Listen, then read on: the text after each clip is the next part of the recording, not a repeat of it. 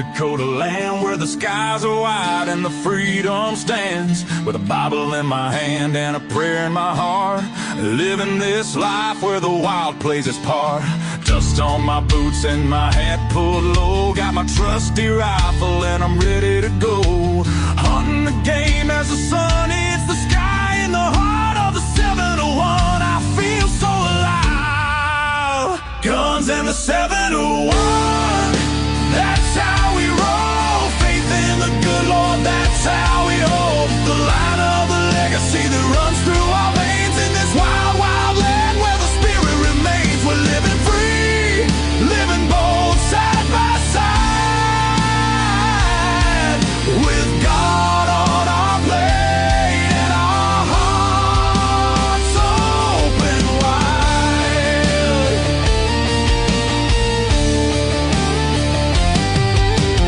Ranching the fields, the cattle run free with a purpose so strong, it's our grand legacy. The rivers run deep as we cast out our lines, fishing the waters where the North Star shines. Got the warmth of the sun with the chill of the night.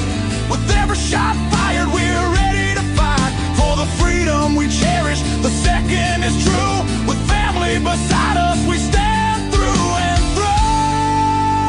Guns in the 701, that's how we roll. Faith in the good Lord, that's how we hold the line of the legacy that runs through our veins in this wild, wild land where the spirit remains. We're living free, living bold, side by side,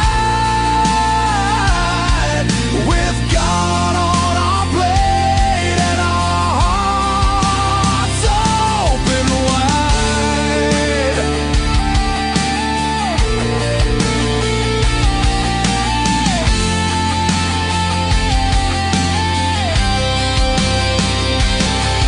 In a world that's spinning with sins that they wield, we stick to our values.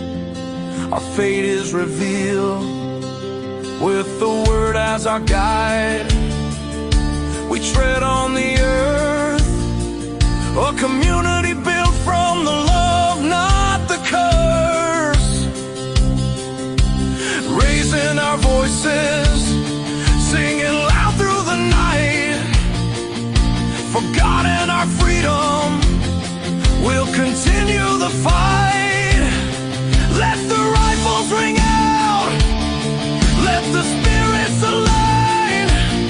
In North Dakota's embrace, our souls intertwine. So when you hear the gunshots and feel that proud sound, know it's faith and freedom that echoes around. From the fields of the ranch to the depths of the lake, with God on our side, there's nothing at stake. Guns and the 71, forever we'll stand in the heart of our faith in this great free land.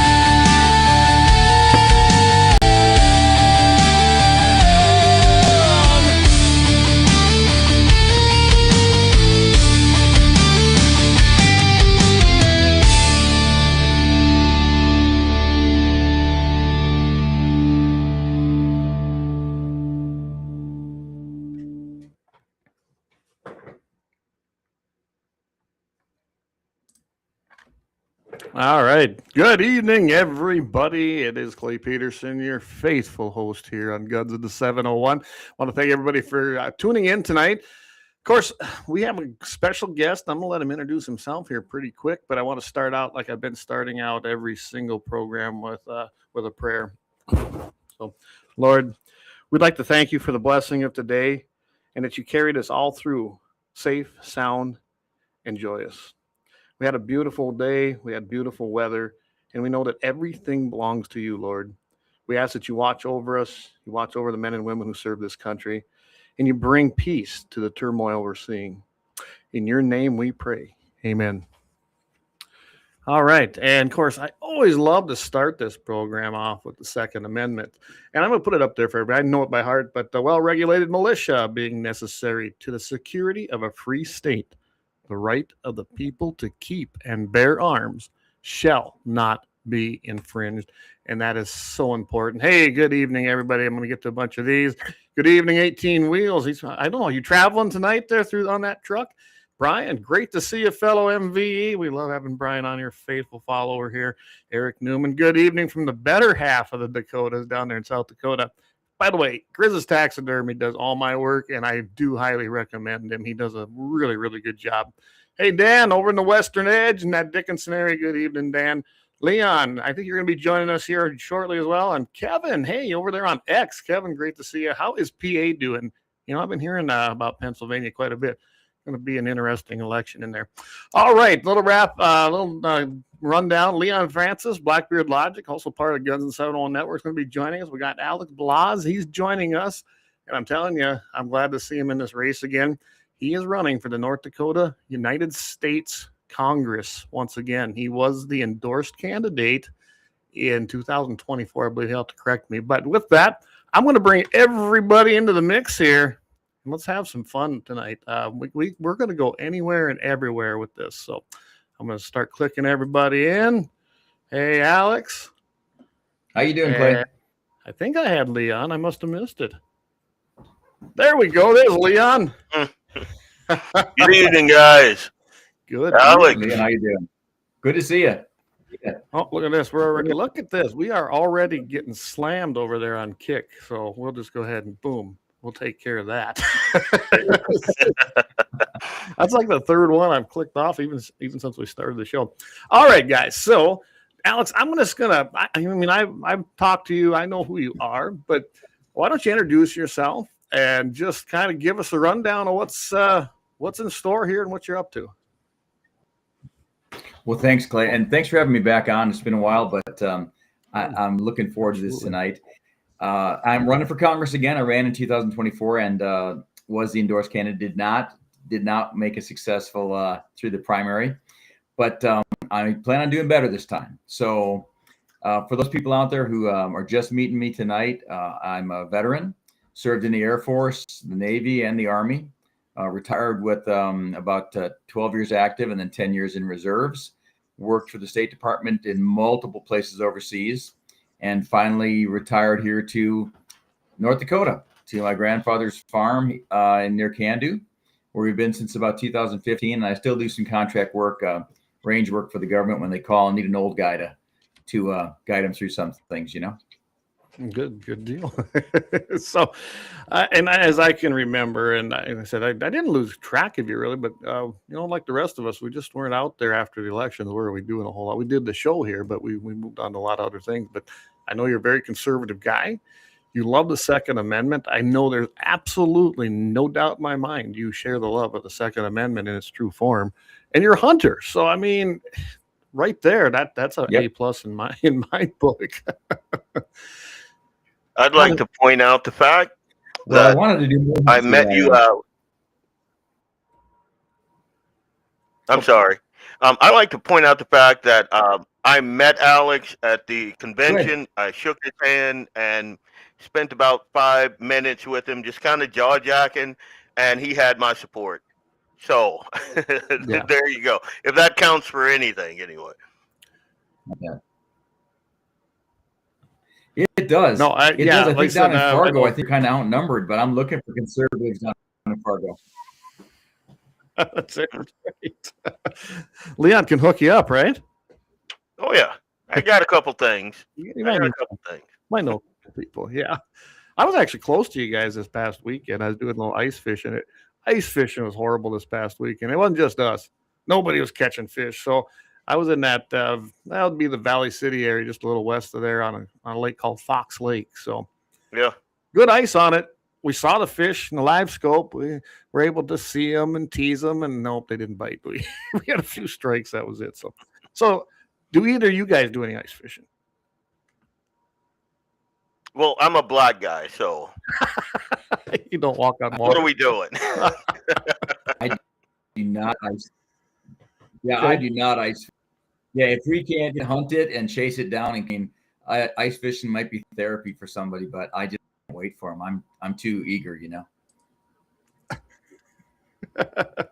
I can tell you that the new live scopes, it was the first chance I've had to actually fish one of them. I've heard all kinds of things. Otherwise, we use a little blinker light called the Vex LAUER. There's other brands, but I'm telling you, it's almost as good as having a camera down there. And, it helps you. If it wouldn't have been so windy that day, we might have grabbed a portable, went around and drilled holes, and you try 5-10 minutes, you'll find them. I mean, that's ice fishing. They fish running schools, unless you're going after walleyes, not as much, but those panfish do. And they just weren't biting. Nobody was catching fish. There we go. Yeah, Noble Day. It says Vex LAUER and live. There you go. Yeah, and we had them. We had both, but we were just using the live scope. But yeah, if we'd have went out there and maybe hit that lake a little harder. I know a buddy of mine was on Jamestown Reservoir.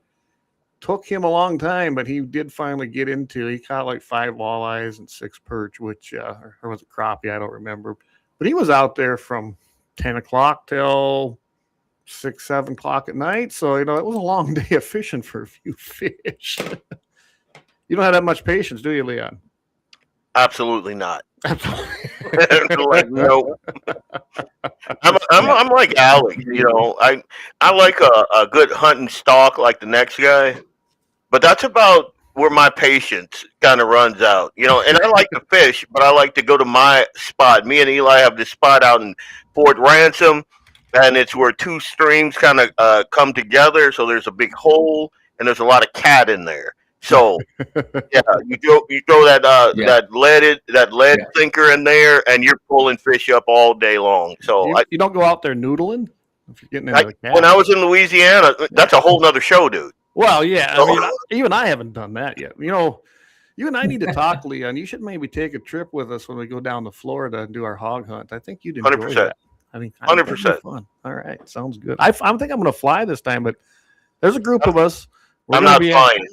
I'm not a flyer. Well, I'm not going to fly. There's going to be a vehicle heading that way. So while I get down there and start ahead of you, you guys can be making that 2,200-mile trip. That'll work for me.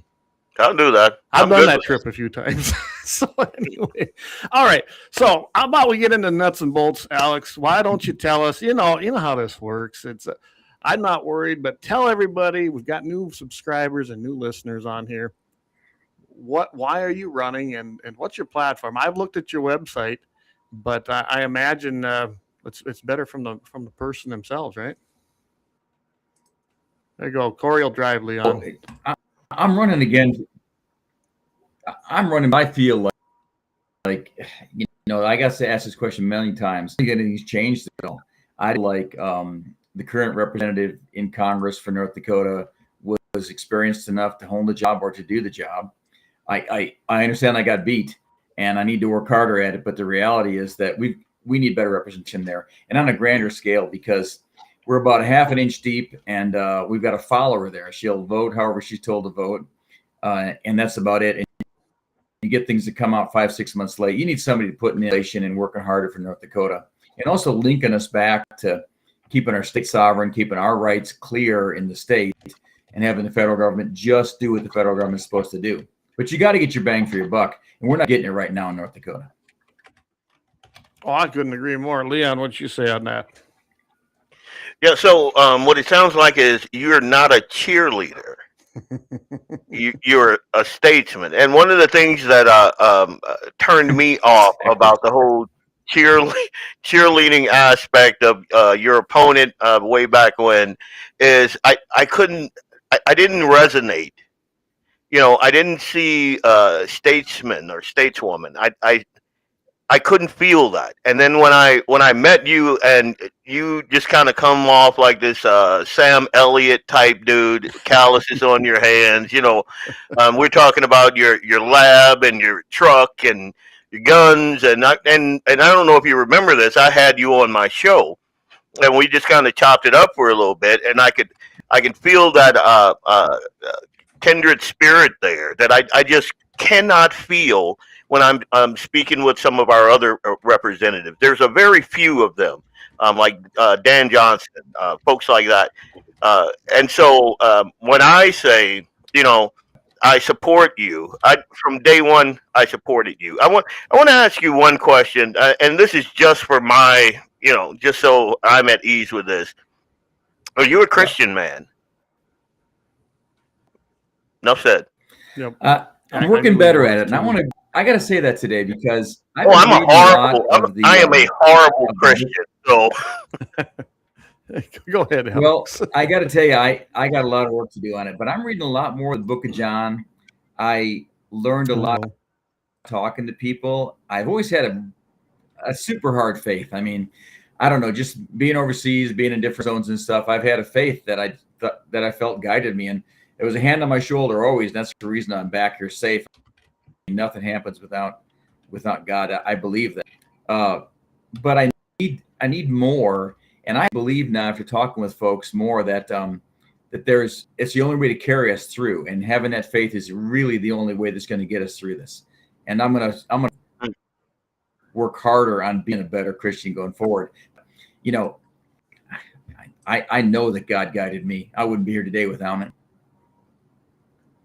Amen, man. I can tell you, as Leon can attest, I've seen some really hard times this fall, just family things, death, things like that. And it brought me very much closer to the Word of God and what He's about. I mean, every day I have my own devotion and I do a study, and then I usually share that with several of my friends, and it seems like they enjoy that. Sometimes when I'm late, they're like, "Hey, what's going on? I haven't heard from you this morning." So and then after the Charlie Kirk thing, Alex and Leon, to me, I was like, I heard he was doing that. And I was like, why am I not doing this? I've always had this belief. Why would I be ashamed or afraid what someone might think to hear the Word of God? I even did it yesterday when I was on K Fire Cafe filling in for Daryl. Because what better platform to hear the Word than on the biggest radio station in the Midwest? Yep. I tell you, that's where I'm at right now, and I can't say enough about it. Yeah, and I'll say one other thing on being a flawed Christian, which I readily that's the moniker I use also. But you got to understand two things. One, our Lord and Savior uses flawed men. The Bible is full of them, and they became giants in our Christian faith. Giants, because they were flawed, but God used them anyway. Well, so look at Saul. I'm not talking King Saul. Look at Saul. You know, he was ready to persecute everybody that was a disciple in the book of Acts, and all of a sudden, boom, you know, God used him and brought him. Yeah. So if you haven't read it, guys, go read book of Acts. And then the second point I'd like to make is if you don't have a Theo in your life, something else will become the Theo. And I think a lot of and when I say Theo, I mean like we talk about democracies, republics, theocracies, the thing that is the driving force in your life. Now, if you don't have Christ as the Theo, then government can be your Theo. And you're in a theocracy then. And then you see, like, the reason I believe that our country is kind of in a topsy-turvy world, like Ketanji Brown, I don't know what a woman is, or, you know, just everything is so crazy now. It's because we've gotten so far away from what founded this country and made it great in the beginning. And we are having one heck of a time trying to steer this ship back on course. And in my humble opinion, we need a lot more guys with that type of grit and motherwit to steer this thing where it needs to go. Oh, absolutely. Absolutely. Yeah, go ahead and jump in there, Alex, if you want to say something about that. Well, I just think we have to put some skin in the game, and we can't be afraid to get roughed up when we go back to work in Washington. You're going to get some roughed up, but you can't be worried, number one, about campaigning for your next election. That's got to be something that's not in your mind. You do your work, you do everything you can best you can. You're going to take hits, and you simply do what everybody tells you to do. And I'm not saying we're not going to support good policy, of course, but I'm not going to be a rollover. But you got to know that you could lose. You could lose votes because you're just not going to suck up to people. Yep. Absolutely. It's always a possibility. And that's the difference, I think, between guys like me and you, Alex, and Leon, and I can name several other ones. We're not afraid to be truthful to the Word, be truthful to the United States Constitution, and actually stand for something, although it may cost us some friends, it might cost us some votes. I'd rather vote for that kind of guy any day than somebody who gives me lip service and might tell me what I want to hear, and then turn around and that guy's nuts over there. I mean, I don't want them people in office. I just don't. Yeah, I don't want my ears tickled. Yeah, I don't need that. I got a wife. Alex, and I know one of the things that a lot of my conservative friends were giving me guff about when I supported you the first time around. They were like, "No, he's a Washington insider. He's a he's a plant. That was it. I couldn't remember the exact terminology. I heard the same thing. How do you dispel those types of ugly? I don't know. It's not even a rumor. It's propaganda. It's garbage, and I know that. But how would you answer those guys who would say that you are a government plant? Yeah. I mean, it's an incredibly great plan that they stuck me out here at my grandfather's farm, and he came to North Dakota and homesteaded, and I just ended up here. But aside from the craziness of that, the bottom line for me is that I feel like we were guided to this. I mean, we were here a couple years ago in the kitchen, literally, and talking with my wife when I think we just got the calling to run for this. And I had thought a lot about it before. I was disappointed with politicians in Washington. I was disappointed even when I was serving in the federal government. I was disappointed with this greater level of bureaucracy that constantly stopped us from doing things, that constantly wasted money, that constantly was involved in garbage politics when we should have been just implementing policy and getting the job done for the American people. Probably one of the reasons I left, probably one of the reasons I wasn't super high ranking, but I was very effective when I was there, and it cut a lot of skin at times. So yeah, my answer would be no. Yes. If you're going to say I have federal experience, yeah, I do. And I'm ready to do some nut cutting anytime it gets back there. I love that. Hey, Dan, good to have you joining in here again with us too. I haven't seen Dan on here for a while, so yeah, welcome. So, hey, Dan, me and you got to chop it up on one of our shows in the future. We'll talk about it. But yeah, he's a good one, man. We got to keep him close. Absolutely. So, all right. So I know that we know the answer to this one, but I want everybody who's not familiar with you, Alex, tell us what the Second Amendment really means. Well, the bottom line is it's not about hunting rights. The Second Amendment is about our ability to defend ourselves and to bear arms and to protect ourselves, to protect our country. This is such a great example right now. If you look at Iran right now, they have a number in their country, 3.5 weapons to every 100 people. And it's one of the reasons why they're getting slaughtered. And in this country, it's closer to 110, 120 guns for 100 people. So the bottom line is that's our right. I don't, it's not God-given, obviously. It's written in the Constitution, but I almost feel it's God-given in that we need to defend ourselves and take care of ourselves when we need to. Sure, I love the hunting part of it and the rest, but shall not be infringed is critical. And I'll tell you, there's a lot of people walking around saying they're supporting the Second Amendment, and they're still infringing our rights. Like I can go into it, and I will be happy to. But shall not be infringed is really clear. It means nothing. If we get to have these weapons, they're ours. That's our right. Whatever we choose. That's my opinion. Oh, absolutely. I guess I believe all our rights, they are enshrined and they are granted to us through God. I mean, that's how the country was founded. That's why it's so important that the government can't take them from us. You can't take something away that God has granted you. Now, that's what inalienable means. I believe that God granted us right, and government was instituted among men to protect those God-given rights. So, shall not be infringed means don't touch. It's the second one, and it's the only one that says, "Hey, don't touch." So, well, not just that, Leon. Many times throughout Scripture, we can see how God had a plan for everybody and how He created it. And He said, "Trust in me." Just trust in Him, and He would lead people out of danger. He would lead people from the lion's den. I mean, we there are so many examples. And if you didn't, or if government become tyrannical, guess what? He did make sure that those places tumbled, didn't He? The stones come down, they become ash. Look how many times He destroyed places, and then they were built back up by men. Men failed, and they were destroyed again. So This isn't new. And then you look at a place like Australia. They had that horrible shooting, on that beach. And what did they do? Instead of cracking down on the issue, which are these Muslim extremists, they curtail gun rights even harder, and then they made it illegal to speak ill of Muslim extremists. And you're just like, wait, what?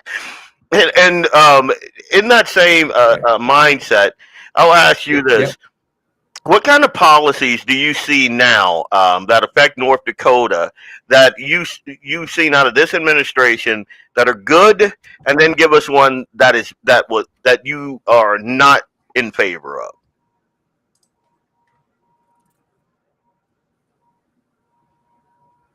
Oh, do we have you? You were breaking up a little for me. Can you? You were breaking. You guys hear me? Are you good? Kind of got you there. Go ahead and ask him that again, Leon. See, that's what happens when you are way out in the middle of nowhere like I am. You're coming through good, Leon. Really? I had a little trouble with Alex, so I noticed a couple times. Okay. Well, so I'll ask it again. I guess the basic question is, we're all in North Dakota. We love North Dakota. What policies have you seen coming from this administration that you thought were great for North Dakota? And then some, even if it's not popular to say, well, I don't like that one. Give me one of your. Go over my phone, I think. Oh, okay. Tell you what, Alex is going to go out and come back in on his phone, but I'm pretty sure we can hash this up, can't we? I'll just click him out of here, and we'll let him come back in. There we go. I think here's what I've noticed, Leon. When someone's using an Apple product like a tablet or an iPad, whatever they call them, evidently, if they're not new enough, their processors do not process through this stream because it's such high def, and it gives us issues. So we'll let him come back in on his phone. Yeah, you need that AO3 chip in there. You better get him what he needs.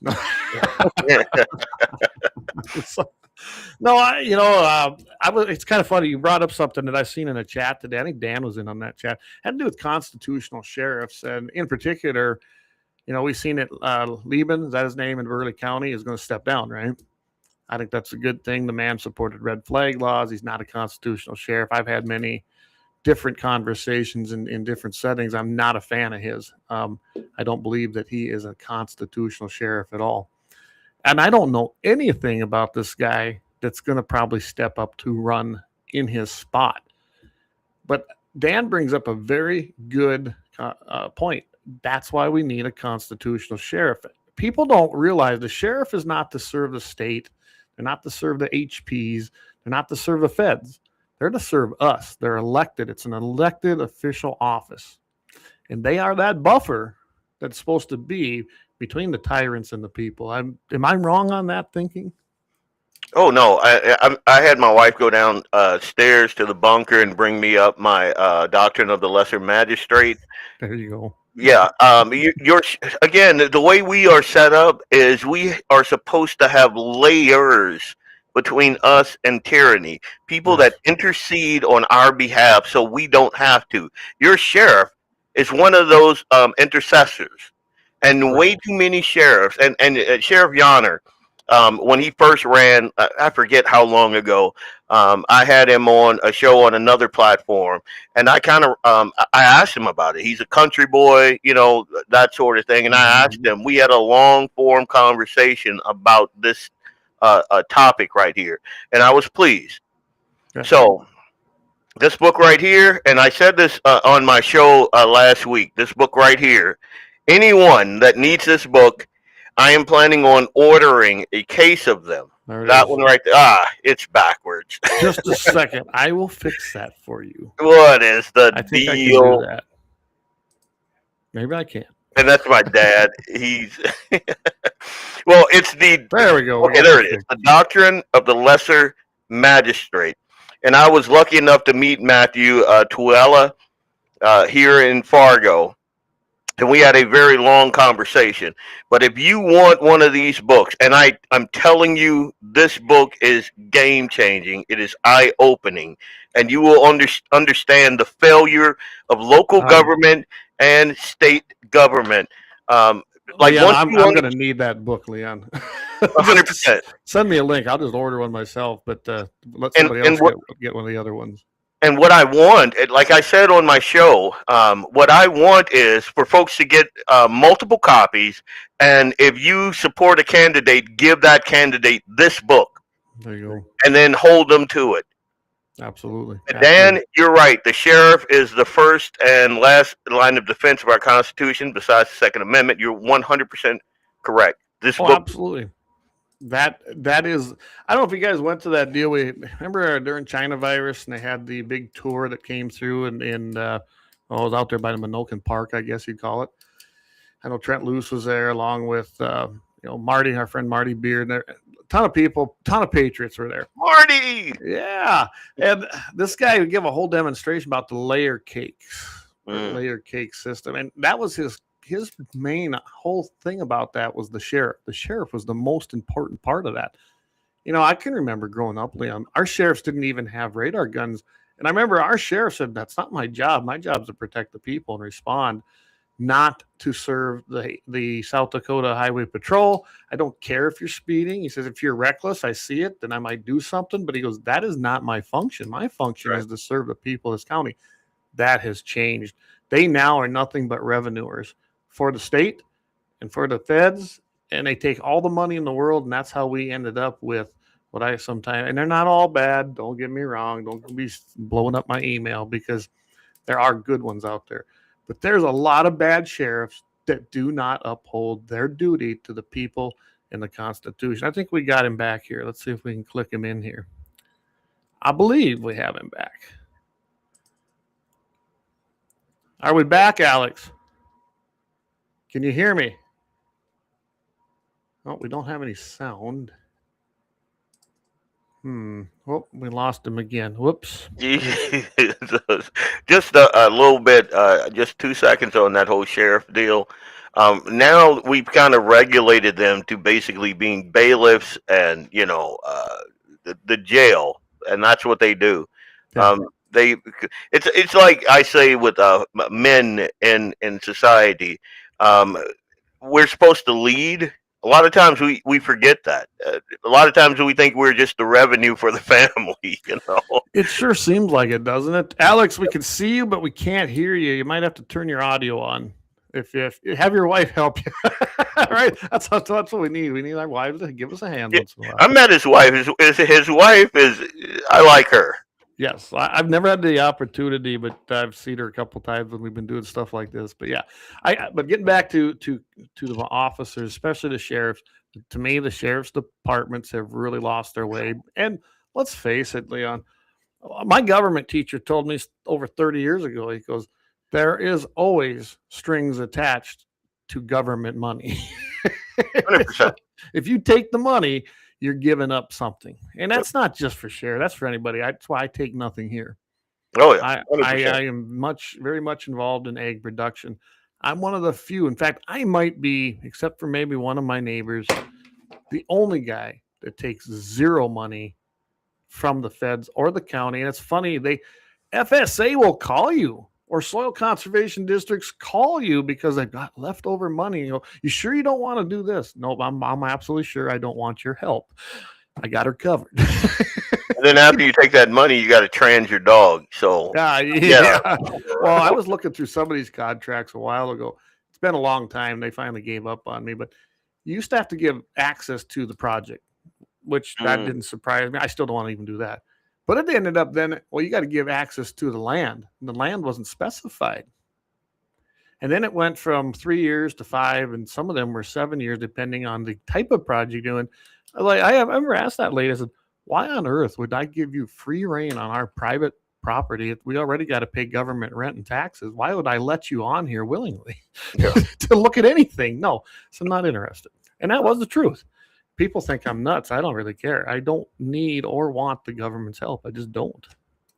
Oh yeah, I learned that a long time ago. My culture, and I'm African American, but my grandma back there, she was like a quarter. I guess you'd call it native. We used to just say Indian, But we still do. In fact, my Indian buddies still say it that way. yeah, I said that with my eldest daughter, and she looked at me like, but she went to Concordia, so it tracks. Well. But So Alex is still trying to get in here. Well, we're trying to get him back in here, everybody, because Alex is a great guy. But we'll get him. We'll get him. He keeps trying here, so I'll just click him in here. I'll tell you one other thing. If you're one of those odd number districts, get out, be a delegate. Folks in North Dakota, the Rhino class are trying to get in there and muck up the works. We got to make sure we have a good, strong showing. I was on the phone not an hour ago with multiple. I call them leaders in our movement. There. Do we have you back, Alex? Happening. Oh, I can hear your wife, so you must be there. Oh, we had him. Alex, say hi. I can hear. I can't do it. We got your audio. Accept you. Nope. Oh. I'm going back in. I can't talk to him. I'm going to text. Yeah, you're going to want to mute. They're going to. Again, technical difficulties on the fly, right? So, if you guys are listening and you can hear me, make sure if you're in one of these odd number districts that you get out there, you become a delegate. You don't do like there's, dude. There is a strategy to keep everybody away from the convention. There is, yes, and it sucks. And we got to do better. So I encourage everyone that can hear me, get out there, to become a delegate, and to show up. So Alex, if you can hear us, we can hear you. Tom Dawson. We can hear you. Oh, they can hear me. Okay. We can hear you. Hey, Clay, can you hear me now? We can. We got you. All right. Can't hear you. I can't hear you. What the heck? Well, can you hear me? I guess not. I guess not. We can hear. So you and I can hear Alex, but he can't hear us. Yeah. Actually, Leon, I'm looking at your deal. Is your mic not on your system? What do you mean? Oh, there, now I got you. I don't know what that was about. It wasn't moving because I can see that from this end. So. Oh yeah, I have my mic kind of turned down because it tends to boom and do weird things. So we got you now. Alex, can you hear us yet? He cannot hear us. We got you, Alex, but we cannot hear you now. Mm-hmm. I could hear his wife, but he's locked up. Anyway, so yes, what you're talking about, and I know District 31, that's my district. So we lost that here last election. And Perry Schaefer and company have taken it over again. Never, ever underestimate the evil of Perry Schaefer. Go ahead and get it set if you can. I'm still waiting for him. Yeah, we can hear and see you. Yes. I wonder if I can send him a message. I don't know if that comes through on his phone. Anyway, District 31 is going to be having their meeting. I got to hop on there and see when. I'm not in the loop anymore because I'm not a member anymore. But I can tell you right now, unless we can get a ton of patriots in District 31, there's not much that can be done in District 31. They do have a stranglehold on it. We did defeat it at one time, but we did. You'll love this, Leon. We had a strategy, and it probably would have worked, but we ended up having a blizzard that night, and a lot of people didn't show up from my area because they just couldn't make it.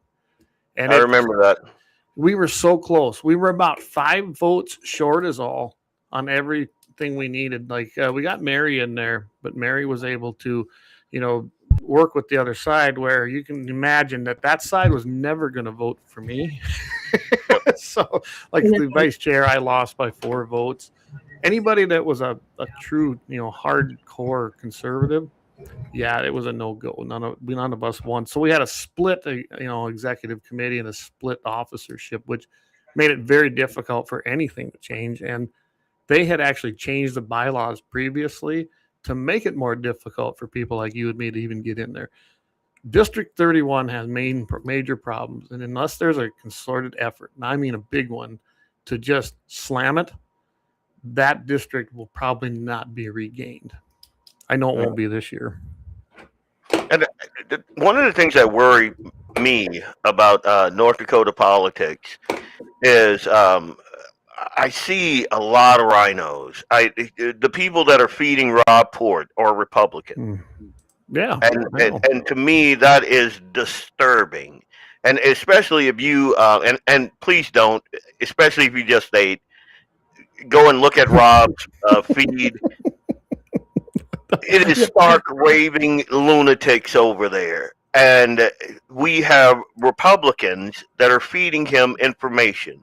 Yes, Republicans. Yes, so I said this tonight on this call that I had. Republican North Dakota purports to be a red state, but it's, to me, a lot of it is a veneer. It's a red veneer, but it's purple, and we need to do something about that. Matthew Simon is doing his level best. I know a couple other folks that have rolled their sleeves up and they're in there. Deanne is one of them, but they need our help. They do. We got to support these guys, and we got to get out there. We cannot allow their strategy to become the law, if you will, in our North Dakota politics. It just can't be that. And Matt's doing a great job. I mean, Matt is a statesman. I've been watching him, and I mean, I've known Matt a long time. He just keeps growing in that position. He's doing a fantastic job, in my opinion. But I can tell you right now, there's going to be a battle coming up in that next election for chairman. 100%. And if some of these districts flip, we already know District 31 flip. Don Scheibel is commie. He might call himself a Republican. He's now the chair, which I have always had a problem with the legislature. You already hold one office. I don't want you as the chair of what's supposed to be the People's Party. You're not serving the people. You're serving your self-interest at that point, in my opinion. And Don is definitely a Perry man. Remember, we got Shane Goodell in there too.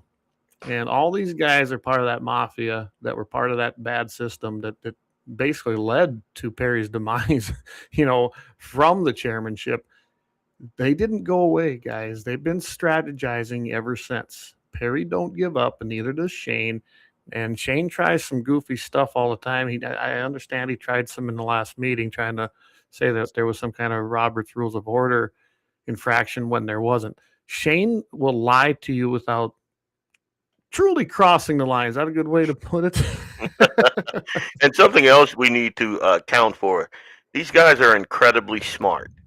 Yes, they are. There is no shame in me saying that Shane Goodell is 100 times smarter than me, especially when it comes to procedure and just his time in the NDGOP. He has a wealth of knowledge of like Robert's rules and the way things operate. He has greased many palms in his day. And when it comes to this issue, they're smart. The only thing that we have on them is if we show up. Our grit and determination trumps their, their smarts, I guess. Yeah, they are. They're not dumb. They are not dumb. Yep. Never, ever call them dumb because they are very intelligent. And never think about them as dumb, because once you do that and you think you're smarter than them, they're pulling the rug out from under you. Well, you got to show up. True grit. Perry and that company have been involved since the 80s. Okay, when this was Democrat predominantly state, and they worked at this, and they know the ropes, they know the ins, they know the game. Okay, and if you look at, I've never seen anything crazier than the state of North Dakota. I cut my teeth in South Dakota. I helped in some other states. It's pretty straightforward. You put your name on a ballot. You go get your signatures. You get your thing turned in so you can actually be a candidate, and then you go run a campaign. Yep. Not North Dakota. I've never seen this kind of a system. Crazy. I mean, and then there's no registration. Other states, when I worked on other campaigns, we had a registration list. You had to register, which gave us that base, right? All we have is the North Dakota GOP list, which you have to buy, by the way, if you're not an incumbent, it looks like to me in most of the time. That's not very many people. Did you know that? That's a good did you know. Did you know you have to purchase that thing? Yeah. And here, we'll chime Alex in here. So, Alex, if you can hear us, I have you clicked in, but I don't Got know. no video. But I'll tell you what, Leon, let's take a quick break here. I think that's a good thing to do. Maybe I can work on this and maybe get him back into here. Otherwise, we might have to reschedule him. But I bet you and I can handle this the rest of the show. 100%. I got to go check on my dad. He's peeping around the corner anyway. So. Okay. So I'm going to play the lawn commercial because we need the extra time. So, all right, guys, we will be right back in about 4 minutes. Maybe we can get Alex back on here, and then maybe we'll get to some of these comments because they've been coming in pretty heavy too.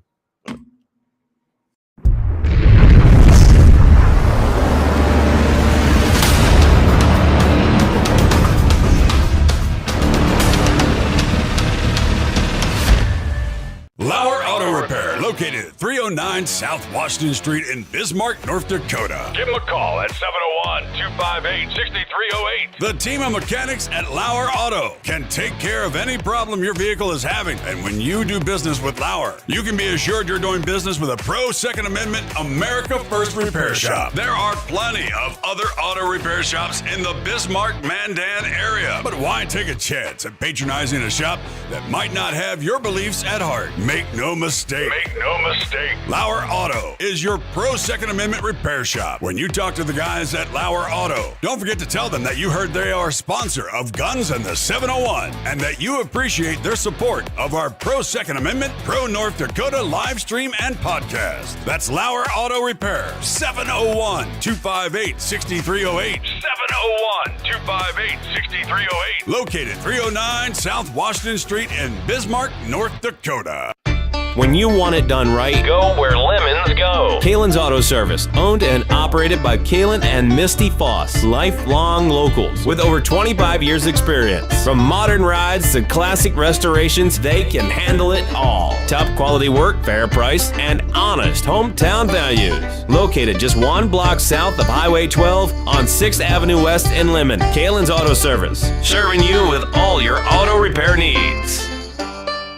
For the best gun gear for every and any situation, Little Angry Man Arms LLC has you covered. Top-notch guns from top-name brands like Winchester, Glock, Sig Sauer, and Ruger to essential extras from Magpul, Streamlight, Hollow, Sun Optics, and more. Little Angry Man Arms LLC have everything to make your shooting adventures a success. Visit littleangrymanarms.com today and gear up for your next big hunt, competition, or home defense. Don't miss out on our exclusive deals. Little Angry Man Arms LLC, based in Trail City, South Dakota, your ultimate hunting partner.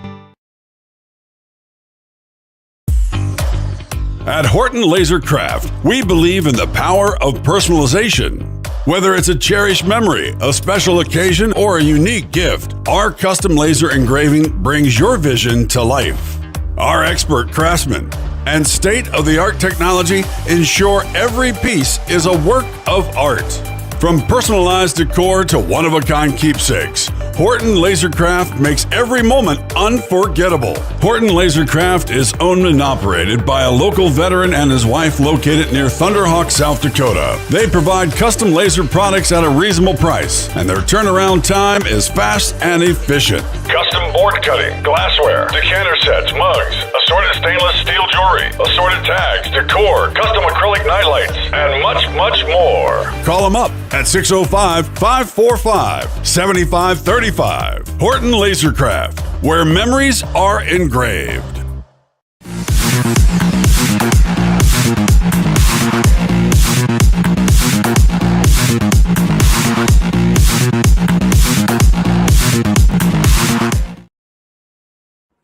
All right, we are back. Alex, can you hear us now? I can hear you fine. Can you hear me? We got you. We got him back. So I guess we could say that it was just great IT work. But you know what? Luck does play into this sometimes. I think it was a lot of help from my technical crew, my wife, and my yellow lab. There you Here go. she There is. you go. I did it. I'm going to boost your volume level on my end. Everyone, let me know if it's too much because I think we need a little of that there. All right, Leon, we are back. Before we go on here, then I'm going to get into some of these comments. Danny says the sheriff is the first and last line of defense of the Constitution besides the Second Amendment. Absolutely, absolutely. David Feddick, he says, Dan for Burley County Sheriff. There we go. And David's going to be with us too. He's got a brand new show coming up. Looking at the end of the month, 701 Marksman. I think you're going to like it. David did join us yesterday on the radio, kind of talked about what he was going to do, and I'm looking forward to that because he's been telling me some of the guests he's going to have. I think everybody's going to really enjoy that. Let's see. Eric says, I met a cop in Wyoming and had to pay their fee. Yeah, their trespass fee on the road, maybe. I don't do like I did when I used to travel in Montana. It was like, what, $5? And I'd be like, here's another $5 because I'm coming back in a day or two. So we'll call it a day. But it was so much fun going across Montana here. That'd have been like 1998 when they dropped all speed limits. It was weird because I'd be driving 85, 90, getting passed by patrolmen. That just seemed odd to me, but it was a great feeling. And imagine this. They had to really tweak their numbers to make it look like there were more accidents. They included things that weren't true accidents just so they could pump those numbers up because I was really combing through that stuff. They actually had no more accidents due to speed than they did before. It was just they wanted to like the COVID numbers. Kind of like that. Yeah, they were COVID before it was cool. So, hey, One Cap, good evening. Dan says, for example, sheriffs, look what happened when the pipeline surveyors were going on private property without. Yeah, they were backing those guys rather than protecting the people that they're supposed to be serving. They should have been out there arresting people left and right. But we do have another problem, Leon, in the state of North Dakota that I had no clue until I moved up into North Dakota. If I don't put a sign on there that says you can't come on our property, then they can come on your property. That is the most insane thing I've ever heard of. Yeah. That's a good way to get shot. I mean, that is. It was just so foreign to me coming from the state of South Dakota where everything is considered posted. You need permission, actually written permission in a lot of cases, to go on someone's private property. And I don't know about you, Alex, but I imagine you've lived in states where it's the same way, haven't you? Yeah, that's exactly right. And we now have to post up here everything, and it's got to be posted even more frequently than you think, a couple hundred yards, because people will walk between signs. There's very little real respect for private property. Yeah, I guess I've made enough of a reputation around here because I have a different way of explaining things to people and they don't come back. I just leave it at that. And I'm going to get a bunch of signs that says we believe in the castle doctrine here. There you go. Well, we got credit your own.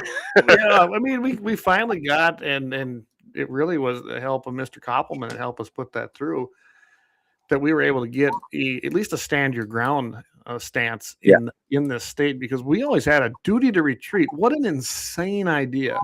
If somebody threatens you, you have the duty to retreat. No.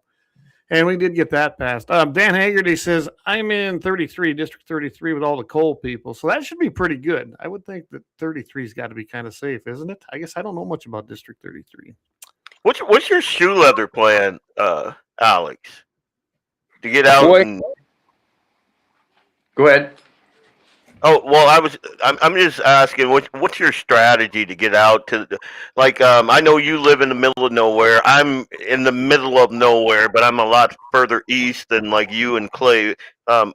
You're out, where are you out of, Alex? We're in Canada, about 30 miles, right in the middle of the state, about 30 miles south of Canada. So our plan is to, we're going to get out and talk to everybody we can. We're going to do a little different this time. We're calling all the district chairs and we're talking to our conservative friends and asking them to set up town halls and face-to-face meetings so we can actually go and talk to people. And we think that's the most important thing. And we've committed to that even when we get into office in Washington, to have face-to-face town halls. And that's what I'm going to do, because I don't believe you can do everything digitally.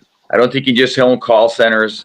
I think you have to get out and talk to people and sit down. And if it's a tough conversation, that's the way it is. We'll just do the tough conversations. Well, sounds good. Speaking of tough conversations, I know you are a ex-government guy. Yep. How do you feel about, I guess, all the consternation around the ICE raids and all of that? Do you think that I have a lot of libertarian friends, a lot of them, and we are hanging by a thread right now, you know? Yeah. Do you believe that ICE is overreaching its authority to go in and grab illegals. Just give me your 1,000-foot view of what's going on in our country right now, especially as it pertains to the ICE agents. I guess I would say doing their job, because the last guy left the country wide open and we got a hell of a mess to clean up. But that's just my 2 cents. Don't let that color your commentary. Just give me your 1,000-foot view of that. Yeah, so I mean, there's clear lines here that the last administration left us with this mess in this country, and I am absolutely supportive of deporting every single last person, whether they committed a crime after they illegally crossed the border, which was a crime, whether they're murderers or child rapists, all these bad people we have here. They've got to go back home, right? In fact, I like it that Kristi Noem kind of stole my comment that I made during one of the debates, which said, "Go home now." Because if you go home now, you'll get to come back later. And I'm happy to give those lines to them, but I'd rather do it from Congress. But here's the thing. One way or another, they're going home. So if all the sheriffs and all the local police and all the state police want to capture these guys and hand them over to somebody at the wherever they want to do it, that's fine with me. But those illegals are going home. So as it is with immigration and customs enforcement, immigration is a federal law. And they've broken it's a federal crime. So when ICE comes to arrest just that person, just individually, a person that's there or detained by somebody, and somebody else is going to stop that because they got a bleeding heart because, oh, this person should be here, they're a nice person and we want them to work or whatever else, it's still the rule of law. It's still a crime. So I don't subscribe to overreach in that area. So if you're just out there complaining about ICE being in the area and renting hotel rooms and being upset, I get it. You don't want to see federal officers all over you, impeding you and doing those things, but you're a citizen. So you've got that right to say that. But the illegals do not have a right to say that, and they need to be gone. I also have a problem with what I see as, and I'm going to use the word agitators, but foreign money and foreign dollars and people putting good U.S. citizens in front of federal officers' vehicles and doing things and getting them all worked up, because I don't see these agitators or these foreign people getting out there in front and getting arrested. I see them talking to women and getting women out there, women with babies standing in front of cars. It doesn't make any sense. These are illegals and they got to go. Absolutely. They are invaders, plain and simple. They don't belong here. I was watching a news program this morning, and one of the guys on there, it's on Real America's Voice, was, well, they're really not hurting. And I thought we were going after criminals. This isn't what I voted for. Of course, Dr. Gina was like, this is exactly what I voted for. If you're here illegally, get out. And that's what I voted for too. One of the things, if you're here illegally, you've already broke the law. That makes you a criminal, right? Yeah. And I have absolutely no problem deporting these people and tracking them down. And let's get them out of our country. They don't belong here. They have no rights as far as I'm concerned. They're not United States citizens. And when we're talking about whether or not they are hurting, they're not hurting anyone, I would beg to differ. Again, folks know me. I am an IT guy. I'm a network engineer. That's my trade. I run cable. I run your fiber, your coax, your RJ45, all of that stuff. I run that. I set up your network. I have been it's been a fight to get contracts where I am not the subcontractor of some outfit that's from out of state, and none of those guys speak English. I nothing cheeses my grits more than that. I'll give you two examples. MME Midtown Fargo. They did a renovation where they joined two buildings, and they needed cable run between the two. And the outfit that they had was, I guess, out of Texas. And they messed it up so bad that they called me in. Now I'm a subcontractor, so the money that those guys are getting, I'm not gonna get. And I took a look at it, and I'm like, I'm not touching this, because I'm the local face, and they'll see, like, when everything goes to crap. And these people had, and if you know anything about networking, they would run a line, and they wouldn't have enough cable, so they'd use an RJ45 coupler to run it to the MDF. And you're just like, wait, no, I'm not touching any of this. Boss Pizza downtown Fargo called me in after a bunch of Haitians just totally screwed that cabling job, all the crap. And I go in, I take a look at it, and I'm like, yeah, I'd have to quote you for rerunning the entire thing because I am not a patch guy. And again, that hurts me because I'm turning down business. If I take the business, though, and their network, is faulty like I know it is, then it's my local face that they see. I got cards all over the place. It absolutely does hurt the regular American guy like me, entrepreneur. I hung out my own shingle, 4 years ago. It absolutely hurts me. It also hurts those people when they can come in, and I know this for a fact, where businesses don't have to pay them the wage that they would have to pay in. Like when you hear people say they're doing the jobs that Americans won't do, that's a lie, because I do those jobs that those guys are taking. Yeah, that's right. And I'm sorry, I probably took way too much time on that, but I had to get that out because it's upsetting to me to see people fighting to keep those guys in that undercut my ability to provide for my family. It makes me very upset. Yeah, that's right. Absolutely. Well, Matthew, speaking of Matthew, I'm going to put this up here. Matthew says, protecting the states against invasion is one of the very few enumerated powers that the federal government legitimately has. Article 4, Section 4. You took my thunder, Matthew. I was just going to mention that. And sit on your hand, Simon. Yeah, it's absolutely. We have that right here. It's outlined right here in the Constitution. It's not a problem. And if you know what, go look it up for yourselves. I guess we don't really need to read it to you, but it's absolutely a fundamental enumerated right of the federal government. And this is where I get so sick and tired of media. I don't know. What about you, Alex? I imagine you think the same way, which is another reason we'd have a great rep in the U.S. House, because I know you love this country and you want to protect its borders. Well, I gotta say you're spot on with they are taking jobs.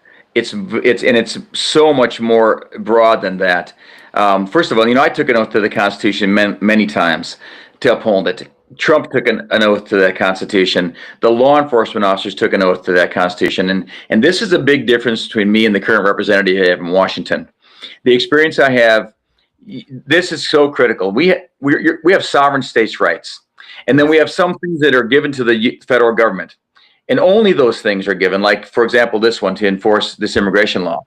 But you got to get your bang for your buck. So if you're paying them to do that, you want them to do all those federal things. And we need to drive them to do it. We need to kick the bureaucrats in the teeth and say, you're going to do your job and just your job. You're not going to step on our rights here. And that will give us a much better integrated national security policy. If people in North Dakota do that, if they make the federal officers do this, at the same time, they keep a distance from and not let them step on our rights. And I can't tell you how important it is to have experience in the federal government to know the difference between the two. And that's why I'm going to keep running for it. I think we need that representation there. Amen. Until 18 wheels, absolutely not. I'm not cut out for it, buddy. Guys, I guess I missed what he said. He says, Leon running for Congress or Alex? Well, we do have a senator that needs replaced too, so you guys can maybe hammer that out. Again, you see how Alex is like he's a calming effect in the storm. I'm not. I'm the storm. Well, that's kind of like, at one time I thought I'd maybe run for the legislature. And now I've kind of decided that I like being the guy that can walk up there and I independently lobby. I'm not a registered lobbyist. I have been in that world, but I kind of like being that guy rather than having to please everybody. I'm just not really good at that. Yeah. I should bring this up. You're going to hear this. I'll be saying this a lot during the campaign. There's not going to be a whole lot of politics. There's going to be some policy, and I'm not going to be pandering. So when you hear this, people are not going to like some of these answers, and that is that the real thing we need is a citizen servant to do the job, to go in and take the hits and bring the things that you need in representation. But a greater issue here is I have a ton of experience working the border and watching this immigration stuff happen. I don't know if you heard me talk before about this, but I was down there when 100,000 people a year were crossing the border, and we thought it was an invasion then. And we were catching on. And now we've got to deal with this. The bigger issue is we can't look over in Fargo right now. We've got in Cass County, you've got such a liberal policy against the same thing you're seeing in Minneapolis, and you're going to see the same kind of fraud if you dig into it with that community over there. And I'm not saying every single person in that community of immigrants is doing it, but they're already having problems. And Cass County is taking a lenient attitude toward them. It's not going to work out in the end. Yep. No, it's not. And let's just face it. I'm going to call it out because there is one side of this coin that's making this argument, and it's Democrats. And let's also remember, Democrats are not who they were. Everybody's, oh, they're not Kennedy Democrat. Don't even go. You got to go farther back than that. But 1996, Bill Clinton's presidential address. See how he talked about the illegals, how they broke the law coming in and they have to go. Like it is he would be considered a MAGA. He Trump would be considered under our tent now. I mean, he didn't support what was happening in the gay community. He didn't support invasion of our borders. He didn't support.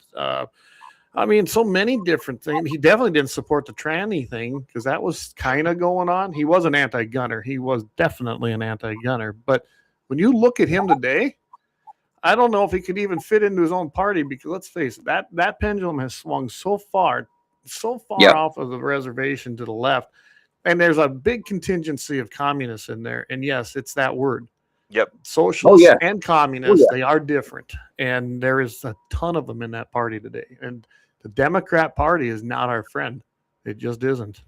I did put the Article 4, Section 4 in there just so everybody could read it while we were talking. I thought it'd be good to put it up there because it does guarantee every state in this union. We have a Republican form of government, and then not the party, if you don't understand what that is. And they shall protect each of them against invasion. Yeah. Pretty simple, isn't it? And Alex, I have your contact info. So whenever you're in the, Fort Ransom area or Enderlin or Chaffee or Sheldon, if you're coming through that way, I'll set something up for you. Yeah, absolutely. In fact, when you get done, just give me a shout sometime. I want to definitely talk some more. Well, that's what me and Alex were talking about. We're going to get him down here in the Sioux and Grant County area. And I'll take you around, Alex. I mean, you still probably got that old Dodge, don't you? I got that old Dodge. Stick it with me. I got a lifetime warranty on that. I'm hanging on to that for a long time. Absolutely. So you guys were talking about something earlier when I was just listening, and I got to tell you, there is a big, I hate to use the word establishment, but effort to only put forth one candidate for this next congressional race. And I'm getting the message from everybody that it's going to be impossible. I don't think it's going to be impossible. I think the real grassroots, the real people, the voters is what matter out there. So I'm going to ask everybody out there, you can go to my website. I'm going to need these donations to get through this and get some signs up and the rest of stuff. And I want you to know that this is kind of like a time to change this. We really can strip this off and change what we're doing. So you can donate. You can send me a couple of bucks. You can send me a lot of dollars. You can mail it to my P.O. box. That's P.O. Box 81 in Candu. And but really importantly, North Dakota's got some big families out there, and I would love to see people put together meetings or things and get those votes out there. I was talking to somebody the other day, and I swear they must have 50, 60 family members. If I could get their votes alone, I'd probably be in the office tomorrow, Yeah. Well, I just put it up here. I'm sharing it if you guys can't see Thank you. This is Alex's website. It's alex4northdakota.com. Again, alex4northdakota.com. And here it is. If you wanted to, you can go on there and he's got 25, 50, 100, 250, and you can hit the donate. And I think that'll allow you to go ahead and choose your own. And that's what I would encourage you to do. That's what you need to do. It's very, very simple. Just go click, do it, enter your info, and you're good to go. Plus, you can join his team. Put your name, your number, your email in here. And there you go. Knock in the neighborhood, knock on doors, host an event, help however you can, type him a message. So this isn't hard to do. It's easy to find. alex4northdakota.com, everybody. Thanks, Clay. Hey, I gotta ask you guys, have you been watching this thing in the Supreme Court with this guys playing in girls sports? Yeah, hasn't that been interesting? Yeah, I got to tell you, I'm probably, as good a guy as any. I think I'm pretty a male, but I can pretty much tell a woman from a pretty far distance. I don't know what's going on there with the rest of them, but I got that figured out. Yeah, and I don't think we even need to do the Crocodile Dundee thing, and walk up and see if she's a Sheila or not. I'm telling you, this listening to K. John, whatever her common name is, Jackie. Yeah. Wow. I mean, I guess I thought Alito did a hell of a job today. Did you hear him just hammering that lawyer? Yeah. This is insane that we're even having. And he picked her argument apart with ease, just using logic.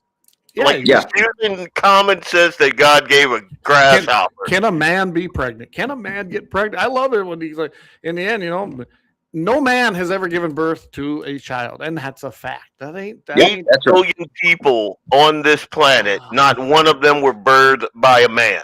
No. So, I mean, it's that simple. This is retarded, honestly, that we are even having this discussion at our U.S. Supreme Court, and that we even have people on there. This should be unanimous.